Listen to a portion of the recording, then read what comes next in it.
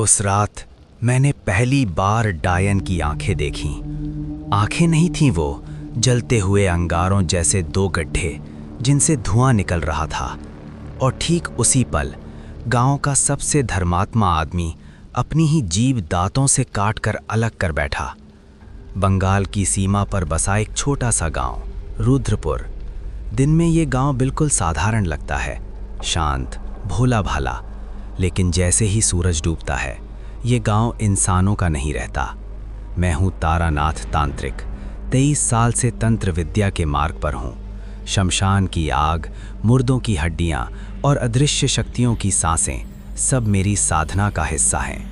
लेकिन रुद्रपुर में कदम रखने से पहले भी मुझे अंदाज़ा नहीं था कि यहाँ जो मेरा इंतज़ार कर रहा है वो सिर्फ डायन नहीं, उससे कहीं ज़्यादा भयावह है। गांव के बीचों बीच एक पुराने बरगद के नीचे मुझे बैठाया गया। चारों तरफ लगभग 30 गांव वाले खड़े थे। कोई रो नहीं रहा था, लेकिन हर चेहरे पर ऐसा डर था जैसे वे किसी अदृश्य चीज को देख रहे हों।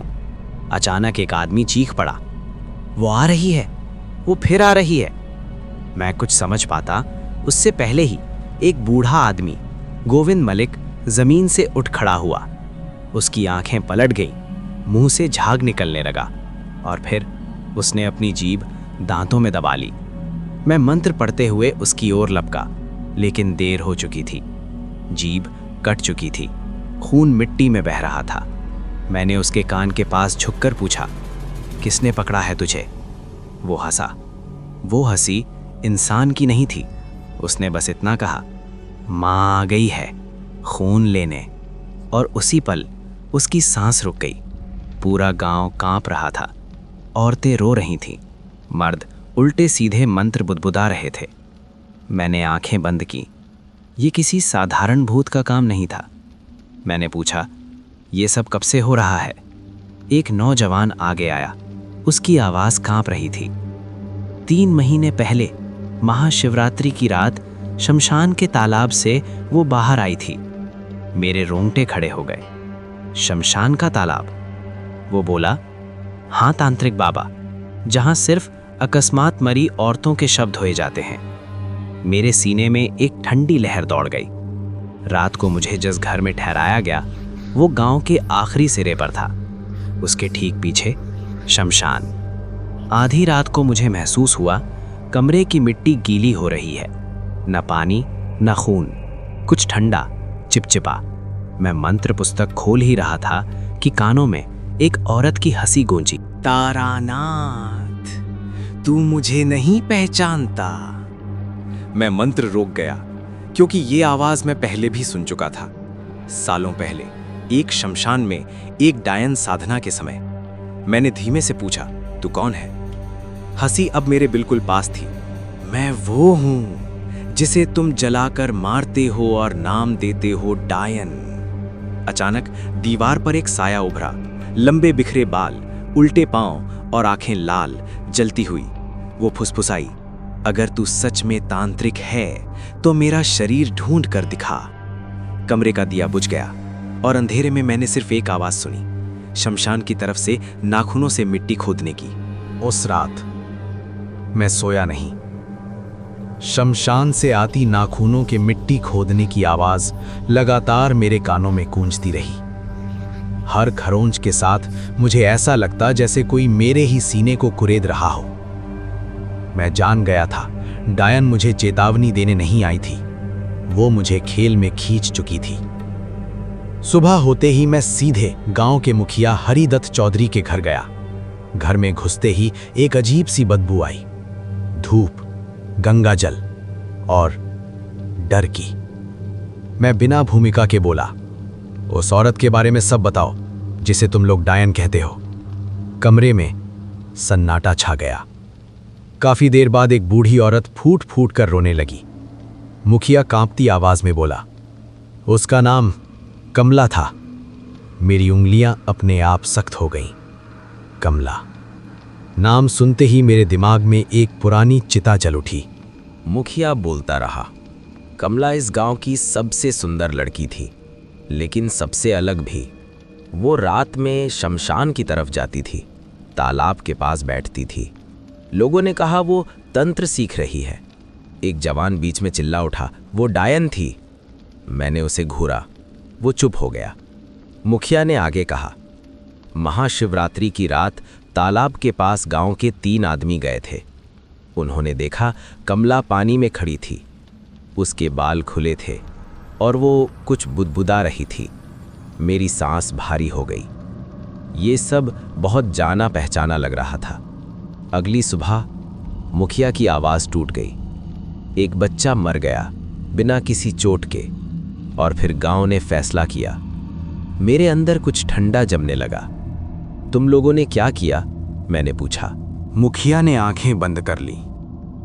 उसे बांध दिया गया बरगद के नीचे। उसने बहुत चिल्लाया, कसम खाई कि वो निर्दोष है। लेकिन जब आग लगी तो वो नहीं जली। मेरे कानों में सीटी बजने लगी। आग उसके चारों तरफ थी, लेकिन उसका शरीर। एक आदमी बुदबुदाया, हंस रहा था। मैं कुर्सी से उठ खड़ा हुआ। अब सब साफ था। कमला डायन नहीं बनी थी, उसे डायन बनाया गया था। मैंने पूछा, उसकी लाश का क्या किया? सबने एक दूसरे की तरफ देखा। फिर मुखिया बोला, शमशान के तालाब में डुबो दिया। मेरी आंखें अपने आप बंद हो गईं। यही सबसे बड़ी भूल थी। जिस औरत को अधूरी अग्नि मिले और जल में फेंका जाए, वो आत्मा भूत नहीं बनती, वो बनती है डायन। शाम होते ही मैं शमशान की तरफ गया। तालाब के पास पहुंचते ही हवा भारी हो गई। पानी एकदम स्थिर था, जैसे सांस रोककर कुछ सुन रहा हो। मैंने माटी पर रक्षावृत बनाया। मंत्र शुरू ही किया था कि तालाब के बीच बुलबुले उठने लगे। फिर एक चेहरा, कमला।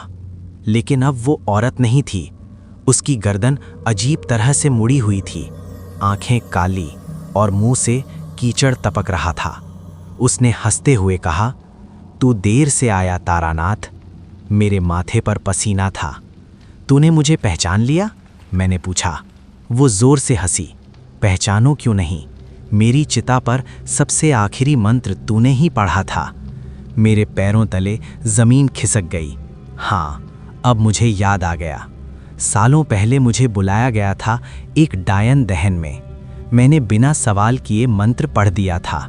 मैंने कभी नहीं देखा वो औरत थी या राक्षसी। कमला पानी से बाहर निकली।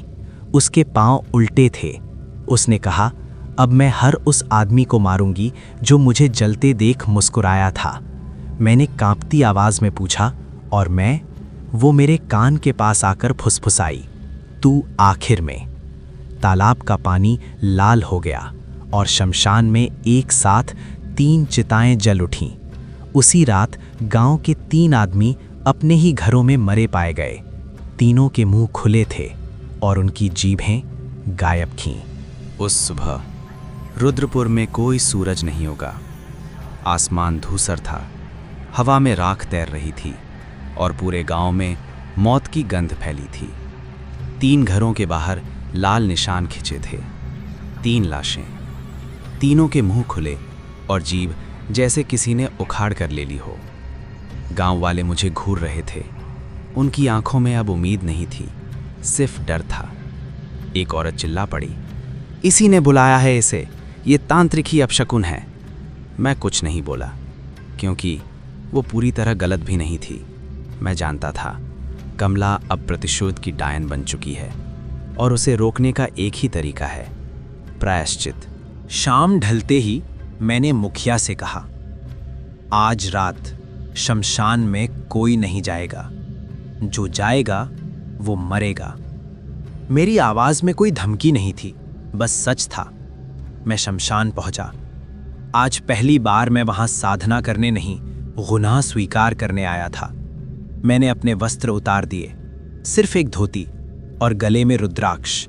शमशान के बीच मैंने चिता सजाई, लेकिन लाश की नहीं, अपनी अहंकार की। रात के 12 बजे तालाब में हलचल हुई। पानी से एक एक करके हाथ निकले, फिर बाल, फिर चेहरा। कमला। अब वो पूरी तरह डायन थी। उसकी पीठ टेढ़ी, हड्डियां उभरी हुई और पेट से किसी बच्चे के रोने जैसी आवाज। वो चीखी, आज तू भी जलेगा तारानाथ। मैं जमीन पर बैठ गया और सर झुका दिया। हाँ, मैंने कहा, मैं दोषी हूं। शमशान सन्न हो गया। मैंने ऊंची आवाज में बोला, मैंने बिना सत्य जाने मंत्र पढ़ा, मैंने तेरे जलने में हाथ बटाया, आज मैं वो पाप स्वीकार करता हूं। कमला ठिठक गई। डायन माफी की उम्मीद नहीं करती। मैंने मंत्र शुरू किया, लेकिन यह बांधने का नहीं था, यह था आत्मदंड का मंत्र। मेरे सीने पर तेज जलन हुई। ऐसा लगा जैसे किसी ने अंदर आग रख दी हो। मेरे मुंह से खून टपका, लेकिन मैं रुका नहीं।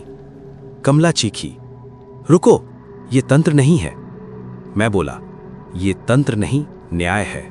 जैसे जैसे मंत्र बढ़ा, कमला का रूप डगमगाने लगा। डायन की परछाई पीछे हटने लगी। उसकी आंखों में पहली बार आंसू थे। मुझे जलन नहीं चाहिए थी, उसने रोते हुए कहा। मुझे बस सुना जाना था। मेरी आवाज टूट गई। मुझे माफ कर दे। अचानक शमशान में हवा थम गई। तालाब शांत हो गया। कमला धीरे धीरे पानी में उतरने लगी, लेकिन जाते जाते उसने कहा, अगर मेरा शरीर पूरा दाह संस्कार मिला होता तो मैं मुक्त हो जाती। मेरे हाथ कांप गए।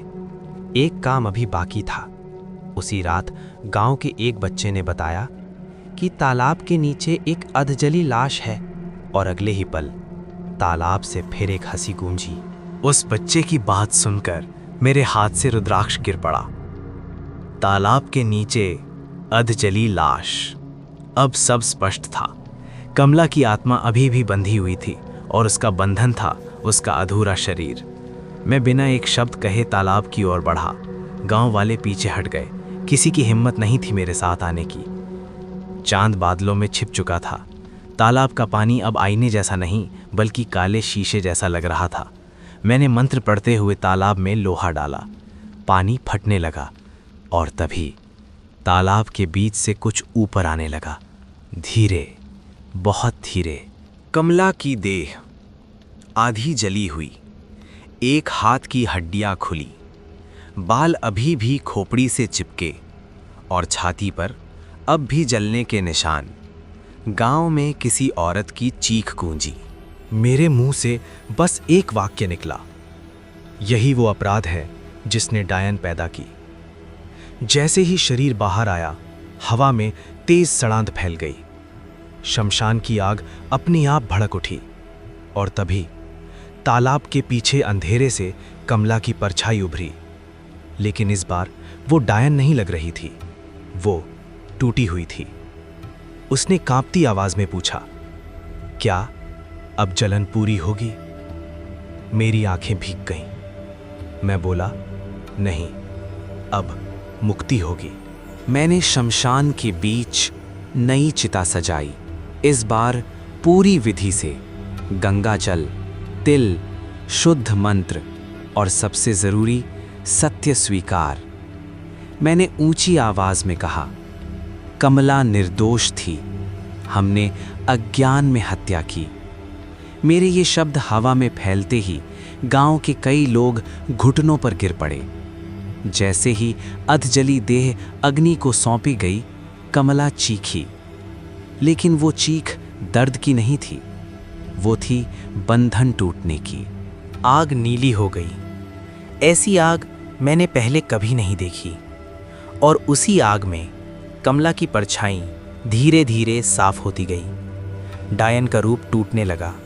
वो आखिरी बार मेरे सामने आई, इस बार एक साधारण स्त्री के रूप में। उसकी आंखों में शांति थी। उसने कहा, तूने देर की, लेकिन सत्य चुना। फिर वो आग में विलीन हो गई। शमशान शांत था। तालाब का पानी अब साफ था। हवा में डर नहीं, बस राख की गंध थी।